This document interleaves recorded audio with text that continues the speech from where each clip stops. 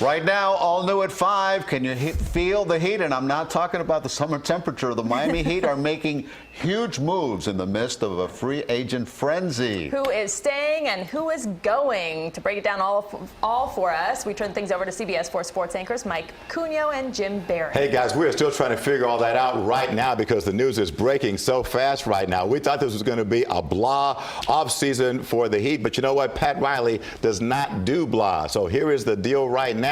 You know that the Heat had the sign and trade deal for Jimmy Butler, but Mike, we understand now the snag that we worried about is complete. It's over with. So the Butler deal looks like it's a go. Explain how. That's right. Adrian Wojnarowski of ESPN, the guy who's basically been breaking all this news, just dropped one of his Woj bombs. They found a team to make the Jimmy Butler deal work. The Clippers, Portland, Miami, and Philly all got together. They said, wow, Jimmy's going to Miami, Mo Harkless going to Clippers, Myers Leonard coming to Miami. So bottom line, though, Jay Rich is still gone to Philly. We're showing Goran Dragic. We just saw Kelly Olynyk, Derrick Jones Jr. Right now, they're still on the Heat roster, looks like. And that's what it looks like right now. Unless some of there was a lot of cap stuff going on here. Obviously, a lot of stuff is just breaking right now. So who knows if someone else has been traded. But so far, it looks like, Goran, Winslow, some of those guys are sticking around. Of course, the big carrot for the Heat is Jimmy Butler. And look, he's not Kawhi. He ain't LeBron. But you know what? He is a solid player. And the Heat need to sell some tickets, get folks excited about it. And I think he's a guy that can do that. Yeah, he's not an A-lister, but he's certainly on the red carpet in the NBA. He's a guy who, you know what, can attract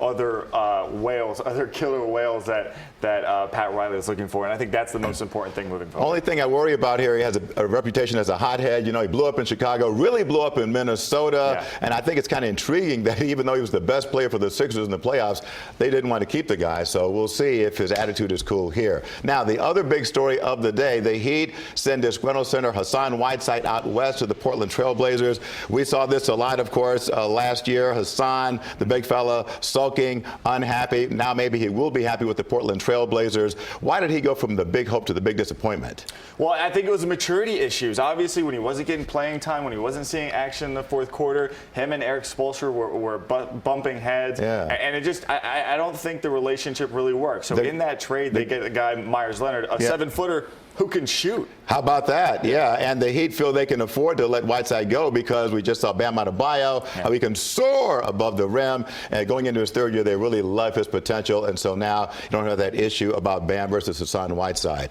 And as for Mr. Pat Riley, hey, look, we thought, as I mentioned right off the top, that this was going to be a boring offseason, that the Heat were stuck because they didn't have any salary cap room. But Riley, even at age 74, shows that he's still got a mojo, Mike. He certainly does. That was the big knock coming in this offseason. I was like, oh, you talk about making all these moves, but Riley, you got no space. He said, everybody calm down. We figured it out in the past. We'll figure it out now. And by moving Whiteside and getting a guy like Myers Leonard, whose deal expires at the end of the year, they're able to play long ball. Yeah, they get Jimmy Butler this year. They got Myers Leonard now. And you know what? They're going to have some space going into 2020 and 2021. And we just saw him hug Dwayne Wade. And let's calm down right now. D. Wade ain't coming back, okay? He is not coming back, all right? Now, the bottom line is, we don't know if the Heat are better, but at least right now, they're a whole lot more interesting, guys. They're a lot different. Jimmy Butler's a big game, and you know this is a major story when we get both of these guys. Yeah, both big news. of you in the room. We got to double team it. Thanks, guys. All right.